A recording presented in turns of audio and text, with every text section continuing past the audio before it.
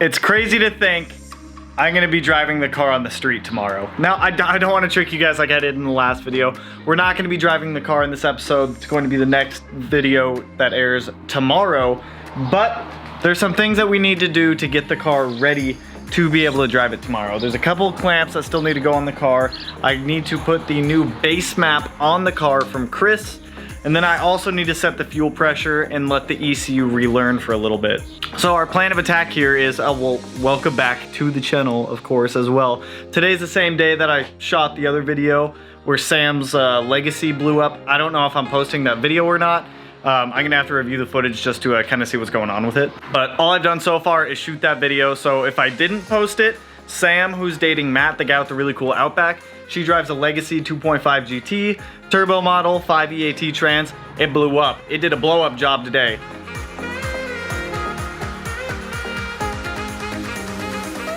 So I don't know if you're really gonna be able to hear me, but I'm gonna have her start the car to see if you guys can hear this.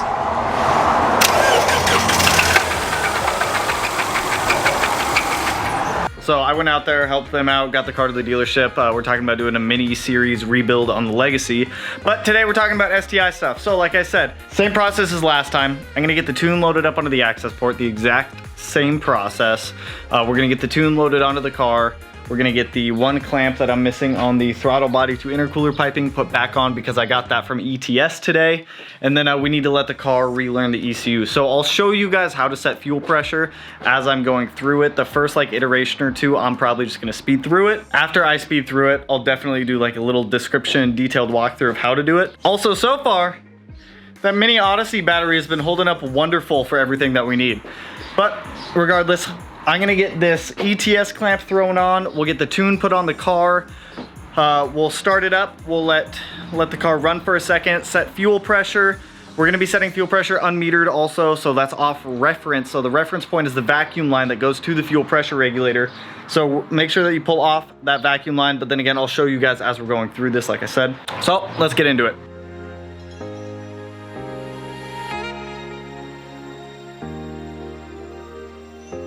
You know, I think I should have ordered a smaller clamp, but you know, it's not going anywhere. It's on there. Little battery, still killing it. Let me grab this access port and load up the new tune on it. We'll get the car started and start going through the fuel pressure because it's gonna be a good time. Hopefully the car's running a lot smoother after fuel pressure is set, and then we can actually like get ready to go drive the car. I am literally so excited for this.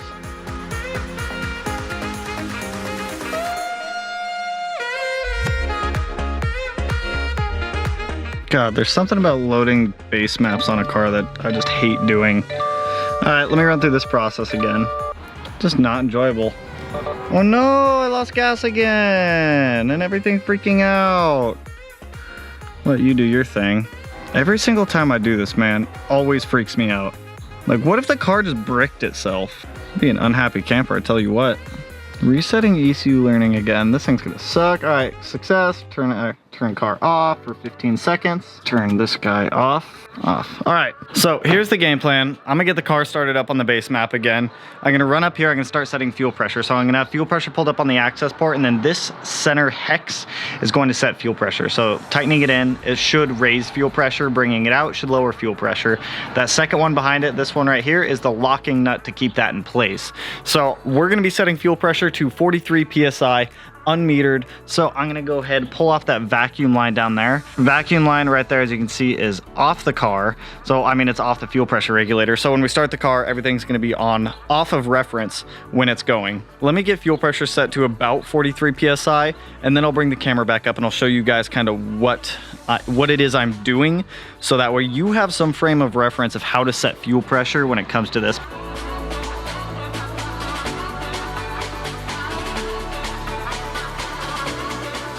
When doing this, let the car warm up all the way also, so adjust as the car warms up.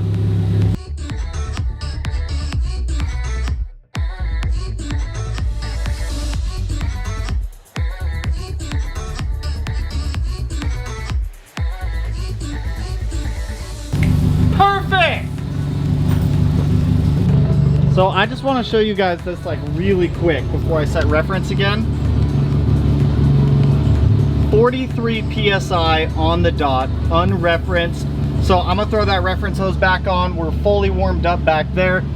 Fuel pressure is set to 43 on the dot. I love it. Let me get this reference thrown back on and see how the car idles.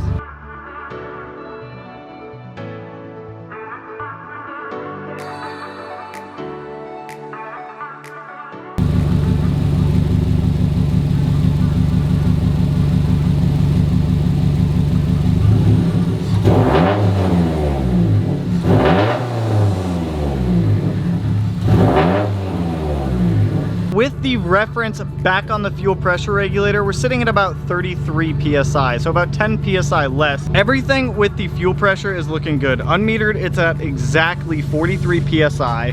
AFRs look beautiful, 14.7 to 14.9. Oil pressure, I still need to fix that bracket.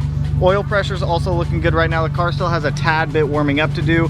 We have no codes going on the dash right now, so everything is looking beautiful. The car does smell a little bit rich right now, but just like I said, that center nut right there is how you adjust fuel pressure. Lefty loosey, righty tighty. So when you turn it right, it brings fuel pressure up. When you bring it left, it turns fuel pressure down. The second one is the locking nut. I've got all of that secured up right now, so that way fuel pressure won't change. But it is a happy, healthy, running engine.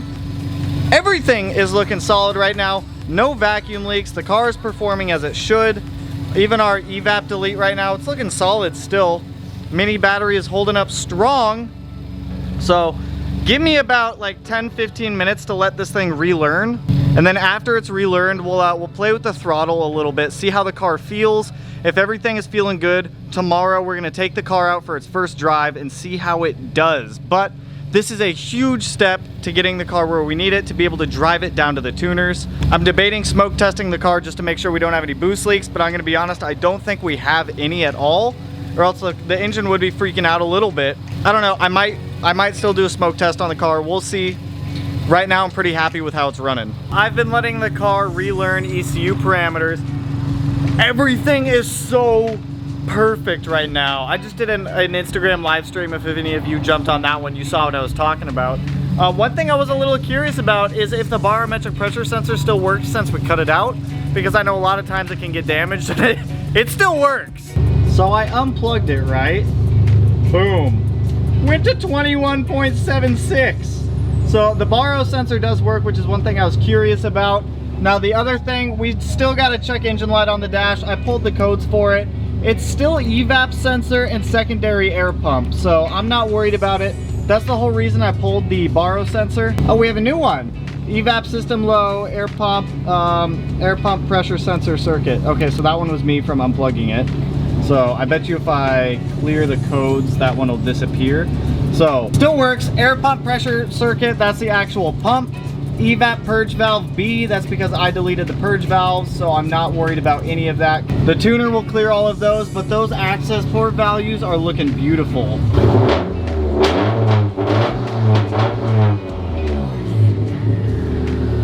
I couldn't be happier with that. So the ECU, I'm gonna go ahead and actually shut the car off. Goodbye. Let me start off by saying the car is running absolutely perfect. All sensors that we still have intact on the car that we want in the car are working as they should.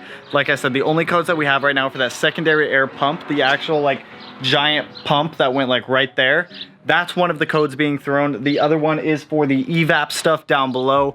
I'm not worried about them at all. Those are codes that can easily be cleared out by the tuner when the car goes to the shop. So I don't think this video is gonna be very long, but I did want to show setting the fuel pressure for you guys, showing the ECU learning and seeing how the car is responding. And oh my God, I couldn't be happier with how this thing is doing. We still have a couple more parts that we're putting on the car before it goes to the dyno. They're not power parts. They're just like cosmetic, like good looking engine stuff since we're in here cleaning it up a lot. But overall, I am extremely happy with the way that this thing is going. Now, just to give a little backstory here, the reason that we didn't set fuel pressure on the V1 tune is because I needed the tuner to set where the fuel pressure sensor was pulling power from. So for us, we are pulling power for the fuel pressure sensor off of the passenger side TGVs over here. And then the ethanol sensor is pulling power from the driver's side TGVs. So without him knowing how I was going to install the fuel pressure sensor and the flex fuel sensor, he couldn't tell him where they were getting power from because he didn't know. I didn't know when I was before I was installing it. So That's why we didn't set fuel pressure the first time around. I'm still a little concerned with this mini battery. So far it's been doing really good. It's been holding a charge as I've needed it to. It hasn't been going below 14 volts, which is also awesome. So far this Odyssey Extreme is doing great. It's only been 2 days with it though, so I can't really like say if it's good or bad, but I'm digging it so far. It frees up so much more room in there.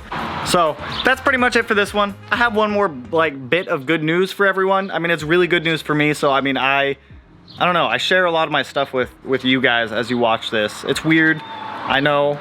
I'm still gonna do it, but the buyer is officially buying the house. We have the appraisal next week. That's like the last like little step. House passed inspection and everything like that. So woo!